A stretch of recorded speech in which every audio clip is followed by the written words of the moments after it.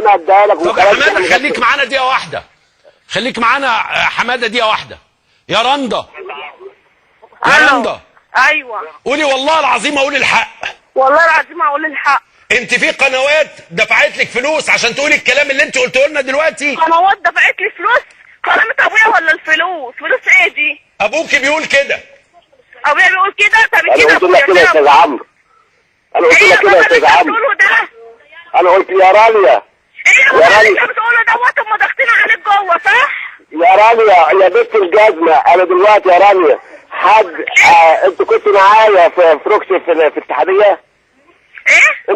انت كنت معايا في فروكسي يا بابا؟ اه كنا معاك. يا رانيا. ايوه يا رانيا. يا رانيا هتكذب على ابوك يا رندا؟ ايه؟ هتكذب على ابوك ايه؟ يابا الناس كلها معاك ما تخافش يابا.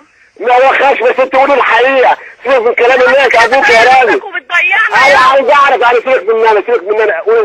قولي لي خلصك من ربنا، انت كنت معايا يا بنتي. انت قولي الحق، ده حد يسأل عليك.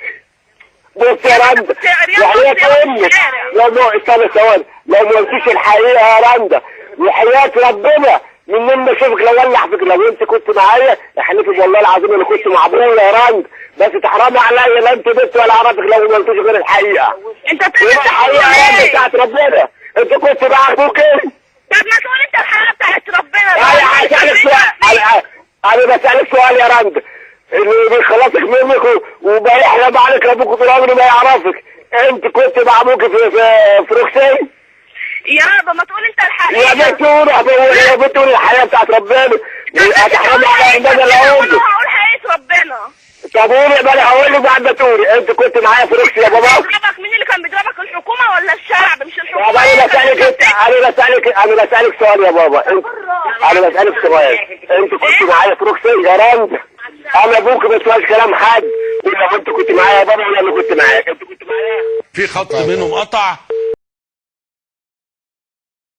قدام اقدارها. المكالمه كلها المكالمه البشعه، بس مع شيء ما يجرح اذانكم هي اللي بختم بيه في محطه مصر عشان ما تعرفوش تناموا لحد ما تجيبوا حق صابرين. الى اللقاء.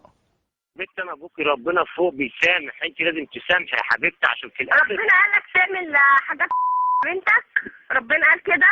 انا خلينا ان انا غلطت، انت ما تسامحنيش. غلطت كل الحاجات اللي كنت بتعملها ديت غلطت فيها؟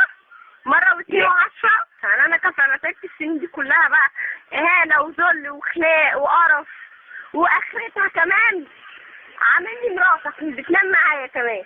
كل اللي حواليكي اي حد هيعايرك بالكلام ده يا بابا.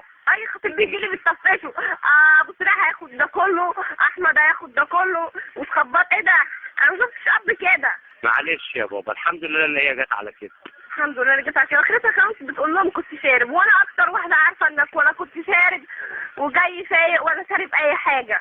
والله كنت شارب يا حبيبتي، وانت يا بابا حقك عليا، والحمد لله اللي هي جت على كده يا بابا. انت لو انت في اب بينام مع بناته؟ يا في اب بيعري بناته؟ خلاص ربنا نبهني خلاني فوق. ربنا نبهك؟ ما نبهكش ليه السنين دي كلها؟ ماشي. ما نبهكش ليه لما اتحبست ربنا؟ لما حصل كده ما هو ما فيش اكتر من كده، عشان كده ربنا نبهني. اقول لك حاجه، انا مش عارفه بعد اللي انت قلت اقول لك يا بابا ولا اقول لك يا ايه. كان ابويا اللي هو ابويا قال لي اللي دي مش بنتي، انا بقى مش عارفه انا بنتك ولا مش بنتك. ما تحطنيش في موقف ان انا اتاسف لك. ان انا اتاسف لك؟ احنا طول السنين شاربين ذل واهانه، كل حاجه شاربينها منك. قول لي عملت لي ايه حلو في حياتي افتكره لك. مش عاوزك تقولي الكلام ده يا بابا، عيب. لا مش عيب. الكلام ده هيضرك بعدين. يضرني؟ انا عارفه نفسي. سيبني بقى اعيش حياتي بقى. انت كنت معايا في روكسي يا بابا؟ انت كنت معايا في روكسي يا بابا؟ الكلام ده يا بابا عيب، الكلام ده يا بابا عيب. رمز الدولة لا يهان. أنا مش بدافع عن واحد إسرائيلي ولا حاجة، أنا بدافع عن واحد مصري زيه. وعاوز أقول حاجة تاني، إن رئيس مبارك ما ينفعش إهانته، يعني ده كان رئيس مصر أكتر من 30 سنة وكان في أمن وأمان في البلد. أنا اسمي عاطف الطاير، وعندي كافيتيريا وسنترال في عزبة حليمة. وانا صغير كان الاسره بتاعي بياخدني بحته مقطوعه اسمها المواسير، وكان بيغتصبني جامد قوي قوي، وانا اقعد اقول له بلاش حرام بلاش، بس انا كعاطف ببساطه